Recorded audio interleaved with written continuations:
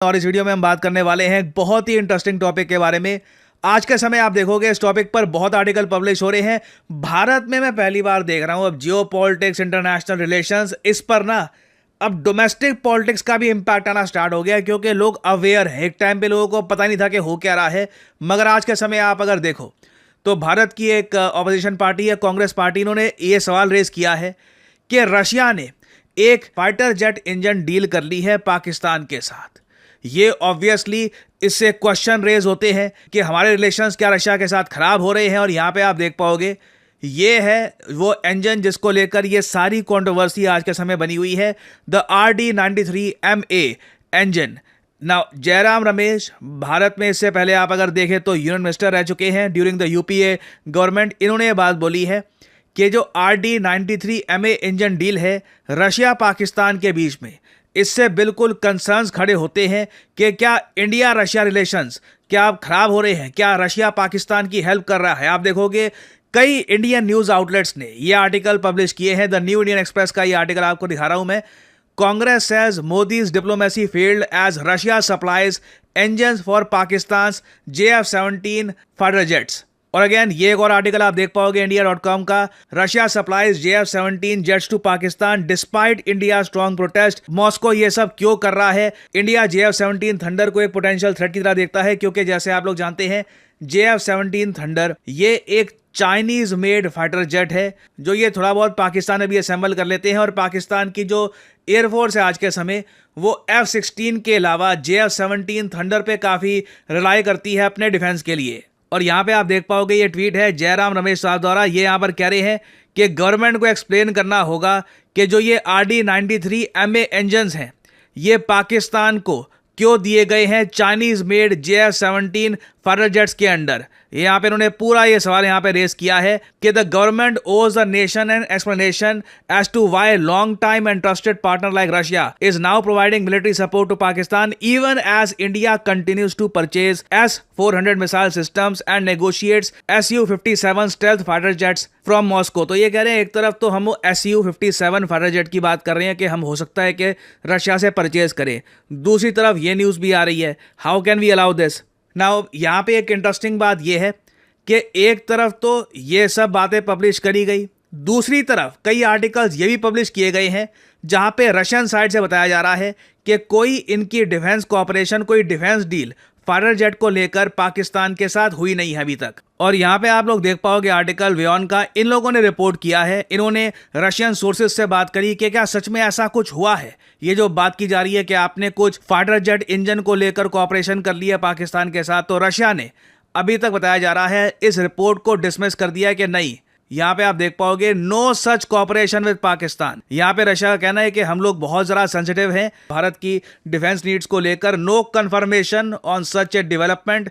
ये एक इलॉजिकल लग रहा है for serious and professional observers who trace big deals ahead between Russia and India. यहाँ पे एक बात ये भी बोली जा रही है इनके द्वारा कि व्लादिमीर पुतिन सिंस दिसंबर महीने में भारत में आएंगे, तो उससे पहले ये न्यूज हो सकता है कि प्लान करी गई हो। ये न्यूज वैसे आप अगर ओरिजिनली देखोगे ना तो ट्विटर से आई थी, वहां पर कुछ पाकिस्तानी हैंडल्स थे, उन्होंने खूब इस पर पब्लिश करना स्टार्ट कर दिया। और फिर अब इंडियन न्यूज आउटलेट्स ने भी सीधा सीधा ऐसी हेडलाइन छापनी स्टार्ट कर दी कि रशिया बिट्रेड इंडिया, रशिया ने भारत को क्या धोखा दे दिया है।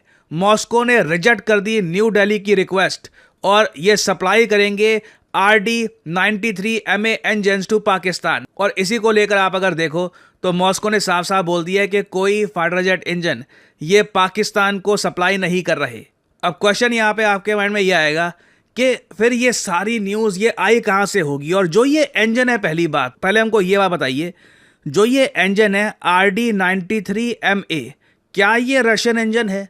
और दूसरी बात, क्या ये इंजन JF-17 थंडर में फिट होता भी है? क्या ये इसके लिए यूजफुल भी है?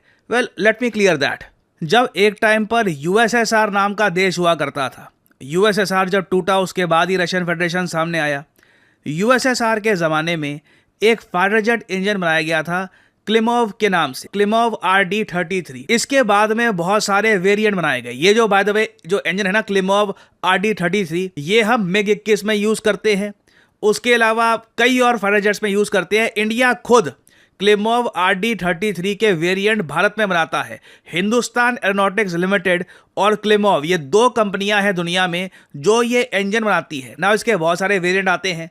एक है RD-93, जो RD-93 वेरिएंट है इस इंजन का, ये बिल्कुल JF-17 थंडर फाइटर जेट में भी यूज हो सकता है ना। हुआ यहां पर क्या है इन द पास्ट कि चाइना ने काफी बार ये फाइटर जेट इंजन्स रशिया से परचेज किए हैं, और ऑब्वियसली सिंस हमें पता है ये JF-17 थंडर में यूज होता है, चाइना ने ये fighter jet engines JF-17 thunder में भी डाले हैं। अब क्या क्वेश्चन यहां पर ये आता है कि क्या चाइना के जो ये रशियन फाइटर जेट इंजन वाले जो ये JF-17 थंडर थे, क्या चाइना ने यही JF-17 थंडर्स पाकिस्तान को दिए हैं? और अगर दिए हैं तो क्या हम कह सकते हैं कि रशिया ने यहां पर सीधा पाकिस्तान की हेल्प कर दी है? क्योंकि उनके पर्सपेक्टिव से आप अगर देखो तो वो लोग सीधा फाइटर जेट इंजन बेच रहे होंगे चाइना को, और चाइना ने फिर बाद में जो ये JF-17 थंडर है ये दे दिया है पाकिस्तान को। क्योंकि ये बात तो अभी तक रशियन सोर्सेज से क्लियर कर दी जा रही है कि इन्होंने डायरेक्टली कोई फाइटर जेट इंजन पाकिस्तान को दिया नहीं है,